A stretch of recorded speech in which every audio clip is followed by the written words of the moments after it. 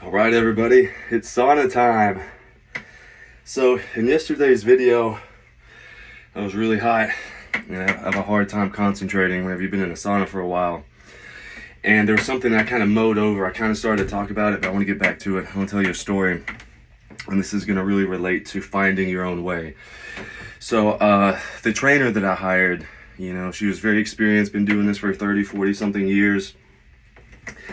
Allegedly knew everything there was to know about it. And this is whenever I started juicing.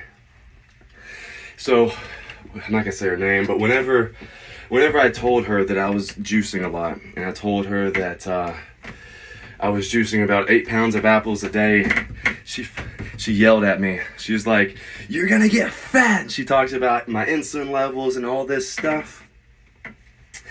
Thank God I didn't listen to her. So thankful I didn't listen to her. Because had I listened to her, had I not gone down the route with all these juices and all that, I never would have learned the things that I learned.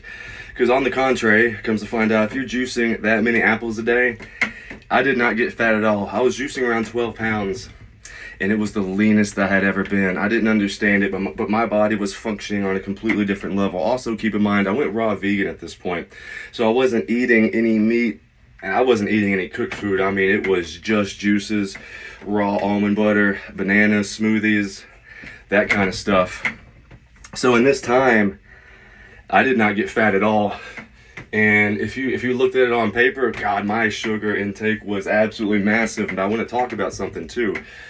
A lot of these people who talk about, they say that fructose is just like refined sugar. It's, just like this. It's just, if you have never juiced 12 pounds of apples a day or something very, comparable to this, don't go out of your way to tell people what's going to happen. If you've never done it, how do you know? Because I come to find out that I'll turn in, like, my metabolism was at an all-time high, and I was burning through fuel like there was no tomorrow. And also, my body had more micronutrition than was ever available ever before at the highest quality.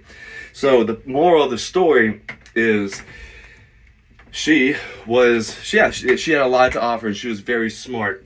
But thank God I did not listen to her, because the amount of information that I gained, the tool that I acquired by doing that, by not listening to her, was something that separates me from the rest of the pack today. It wasn't just a tool, but it was one of the pillars. It was one of the pillars that holds up the foundation of everything that I have going on. She didn't understand that. I hate to call her so-called professionals, but there's some folks who are good at certain things. They're good at certain things. But, like, for example, she encouraged me to eat a lot of, I can't believe it's not butter, because whenever you flip it on the back and you look at the nutrition facts, it says 0,0,0,0,0. And for that reason, she was like, yes, this is good. This is okay because there's nothing in it. Okay, now let's look at the health piece of it.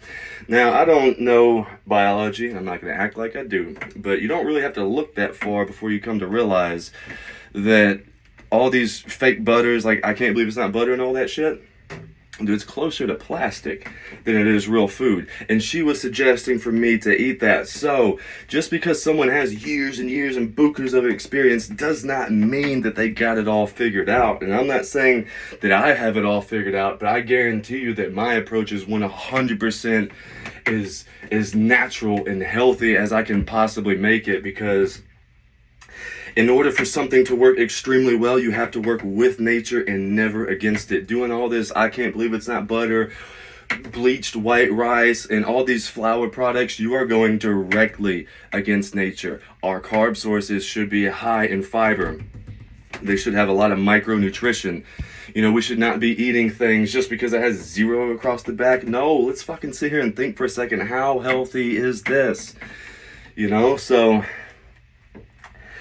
you want to take information from a lot of different people. You want to kind of filter through everything that they have to offer, and use your gut instincts. Tell yourself, does this feel right in my gut? Does this sound right? Does it sound like I need to be taking all these drugs? Does it sound like, or should I be drinking these raw juices and getting a lot of vegetables?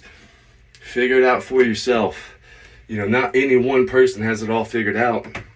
And I lean heavily on the professionals around me. That's funny, I said professionals, so-called professionals. Some of them do not have degrees. but they're the ones you need to be listening to. John Rose is one of them. John Rose is where I learned the bulk of my information about juicing. Thank God I listened to him, and I really like him. Now, the only downfall about John Rose is if you're looking to learn something very specific, it's hard to kind of go through the way that he has archived his videos and information. It's very difficult to get in there and pinpoint exactly what you're looking for, because each video is a little bit of a smorgasbord. But one day someone's going to go through there and make really good reels and stuff out of that are, where we can actually find those things. But anyways, getting way off topic here. Question everything. Use your heart. Just because someone has something figured out doesn't mean they have everything figured out. But use your heart and that gut instinct to know what's what. But no matter what, always place your health first. I love you guys. I'll holler at y'all later.